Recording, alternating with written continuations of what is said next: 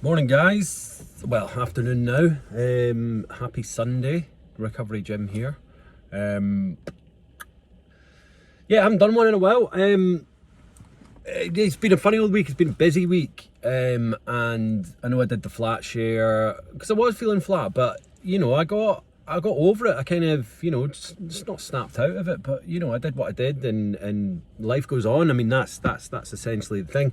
But I was reading just for today this morning, and it's all about feelings. Now I know I did one a while back on emotions and feelings. Emotions kind of similar, but I suppose it's like maybe a month later, and I don't know whether my feelings, my thoughts have changed on it. So I haven't looked back on the video, but I just wanted to talk about how inactive addiction. It says in Just for Today that, like, you should contact your sponsor if you're feeling, what, and it said what might be to you suicidal tendencies. If you're in active addiction, might just be sadness, and that's what I'm trying to convey here, that our feelings when we're in active addiction are like tenfold. They're super heightened, because every little thing is just, like super happy or super sad. It's like, it's just accentuated, and I think that this is the kind of the twist in it, because when you're drinking or using, you're numb to a lot of things. Like I said in the last video, you are kind of numb, and you switch yourself off to a lot of these things, but the triggers are different. Because, like, for me, I did spend time obviously sober, and then something would happen, like something that really probably wasn't that bad, and it would just poof, send me off. Now, is that a trigger, or was it just an excuse that I could go and then drink? Pour me a drink and all that. But that's the thing. It's so although when you're drinking and using, you're numb, you've shut it all out, and that's why we do it, because we don't want to feel, and that's why when you're in that limbo between sobriety and using, when you're still kind of in active addiction but you haven't picked up yet, or that day or that week or whatever, but it's there, the cravings are there, and any little thing will be enough to set you off. So you have a bad day at work, or you fall out with your partner, or or even things like your pet gets sick, or even dies. It's like, these things happen in life, of course they do, but we use them as a reason, an excuse to pick up and go for it, because you think, well, fuck my life, man, my life is the worst, nobody understands me, boom, and that's the thing that I'm trying to say here, because that is, it feels like the world's gonna end, so the only thing you can do is to use or pick up. Now when you're in recovery, your feelings come back, everything's coming back, and it's coming back stronger because you're not numb to it and you're not escaping it. So I love having all these feelings and emotions and everything, and I try not to get overwhelmed by it, because it can be overwhelming. Like this last week, I did feel a bit flat, a bit down. Work is kind of the thing with my work, is it's like it's been a bit of a laugh up until now, but now it actually is becoming kind of like my career, my business. It's my own little baby, and I'm kind of trying to juggle everything with recovery, lockdown, taking on new customers, trying to work out which ones I need to go to in this day and that day, and I know it sounds quite easy and administrative like, which is what I kind of used to do, but I didn't do it very well. But I'm trying to manage all of these things and still live a life, of a life of non-hermit like that I was before. So there's a lot of things going on in my life, and I'm trying to, don't get me wrong, I'm enjoying it, but it can be like overwhelming, and I guess sometimes at the end of the day you get home and you're just like, and I remember those feelings well, and that was like, right, I'm gonna pick up, because whatever I'm feeling, that's gonna make it better. That's gonna sort me out for a while, because I'll be dead to it. I'll be numb to everything else that's going on. Fuck tomorrow when I wake up feeling like shit, or you know, everything else. I just don't want to deal with these feelings and emotions right now. I'll deal with them another time. And then that's the problem. You never deal with them because you keep on doing the same cycle. So, like, one day at a time, take your emotions, deal with them one little thing at a time. And yeah, they can all come at once, but you know what? You gotta kind of step up and say, I'm just going to deal with this one thing for now. Because if you start picking and choosing and taking them all at once, and taking bits out of one emotion and then dealing with another one, and then that, it'll flood you, you know. And I hope this is beginning to make sense, because it's you know what, it makes sense in my head. And I think this is like when you try and explain someone what the dream you just had, and although you see it vividly in your head, and you know, I suppose, the emotions rather than the visions of a dream, and you try and explain that to someone, and they're just like, what the fuck are you talking about, man? You're like, no, but it was like this and that, and yeah, you get it. They don't get it, because it was in your head, and it was a subconscious fucking mishmash of feelings, emotions, visuals, colours, and thoughts, and they don't have a clue what you're on about, you know. So I hope that this is trying to make sense, because I know what I'm talking about, and it helps me to get it out. And there's another thing that I was going to say as well today, because I think a lot of time I've said to people, you know, that are in early days of recovery, or just in a continual relapse mode, that, you know, they should let the cravings or the feelings or the I'm gonna pick up over them. But you know what, the more I've been thinking about that, you have to make a choice. You have to stand up, you have to fight, because otherwise, you know, buying the book, reading the literature, you know, going to the meetings, watching YouTube, you know, following Recovery Jimmy on Instagram, all of that is great, but you have to do something with it. You can't just do all that. It's like, you know, turning up to a fire with a hose in your hand. You have to turn the hose on, you know, for the water to come out and put the fire out.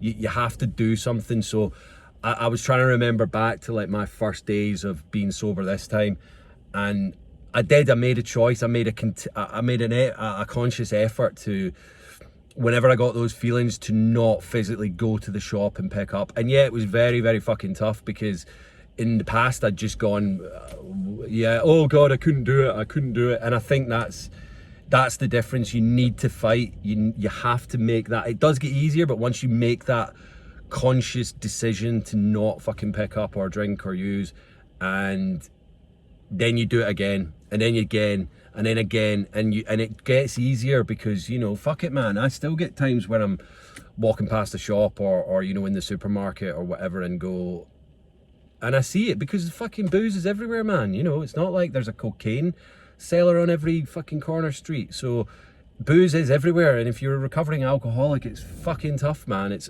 on the TV, it's on fucking, well, I don't think it's on the radio, but I don't watch TV. I watch, you know, streaming services and all that, but I don't watch TV because you know, I choose to watch what I want to watch. And I watched something on ITV Player the other day, and it has adverts, you know, and an advert came up for Apple something Jack Daniels, and you know what, my actual like hangover cure drink was like freshly squeezed apple juice, you know, that clear kind of yellowy, well, piss looking colour apple juice. That was my go-to, you know, that would just refresh me and try and get rid of the hangover. And for them to bring out a Jack Daniels that looks like that and has got this apparent apple, I mean, this is apple flavoured, you know, I like apples. How do you like them apples? So I was like, you know, for a split second, in fact, it was probably longer than that, because I watched the whole advert and I was like, oh, wonder what that would taste like. You know, it was kind of like a hangover cure in an alcoholic drink. You know, that would have been my fucking go-to morning booze fest, you know. And I just think, and so my thoughts of trying it were then completely replaced with like, fucking how irresponsible, man. I didn't know that alcohol was still being advertised on TV. It's been that long since I've watched TV. I find it fucking disgusting that these amazingly well shot, you know, glistening over the ice cubes, and you know, it's a lot of money's been spent on that to make it look so appealing. And I just think, fuck man, how is this allowed? And I guess that's, you know, me being selfish because I'm in recovery, but I just think, really, is this a sensible way of a company making money by poisoning people? I know a lot of people can drink safely, but it is fucking poison, let's be honest. So going back to that, you know, that obviously that thought popped into my head, and I was like, oh, it'd be nice, and then quickly replaced by how fucking irresponsible and selfish of them. So you have to fight. That's it. You know, it's all very well, you know, turning up, reading, doing whatever, but you know, you have to start fighting, because otherwise nobody else is going to do it for you. You know, that's the thing. And that's what I realized. You know, I thought, I've been to rehab, I've been to detox, I've done this, I've done that, you know, I'm really trying, but I wasn't fucking doing anything. I was just expecting it to happen, and it doesn't just happen. You have to fucking make a stand up and go, right, you know what, I'm not fucking doing this anymore. And someone on a meeting the other day or yesterday said, you know, I've heard the one about your addiction in the other room, kind of doing its press ups, waiting for you to make the wrong move, and then it's there. You know, it's always there. They said another thing. It was like, you know, when you wake up in the morning, you're a bit bleary eyed, and you're like, yeah, cool, got a day ahead of me. Your addiction has been awake for an hour before you. You know, it's been under the bed. It's been just sitting there waiting. So as soon as you wake up and you're a little bit, it's fucking zing, it's right on you. So be careful of that as well, you know, when you wake up in the morning. I know a lot of people weren't, you know, first thing morning drinkers like me, but it is there. So, you know, make sure you do your meditation or prayers in the morning, and you know, you make sure that you're ready for it, and you're not a little bit kind of complacent first thing in the morning, because that can be a dangerous time. Because you know whatever happens to you first thing in the morning, you know, like people say, you fall out the wrong side of bed, it sets you up for the day. You know, you get in a bad mood, or if you get a craving or an urge at that time in the morning, it's only going to build all through the day. And you know, by the time you get home from work, then boom. So be cautious, be careful. It's pissing it down here.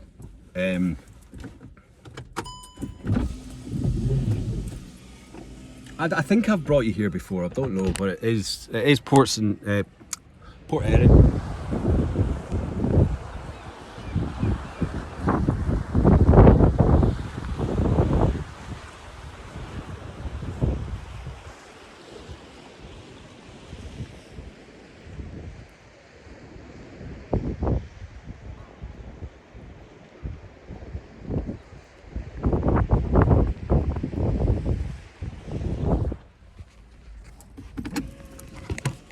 Yeah, so I don't know if you saw much of that building there. Apparently it used to be the Manx Wildlife Trust. It's a beautiful looking building. It's got that kind of old, what do you call it? I mean, it's like,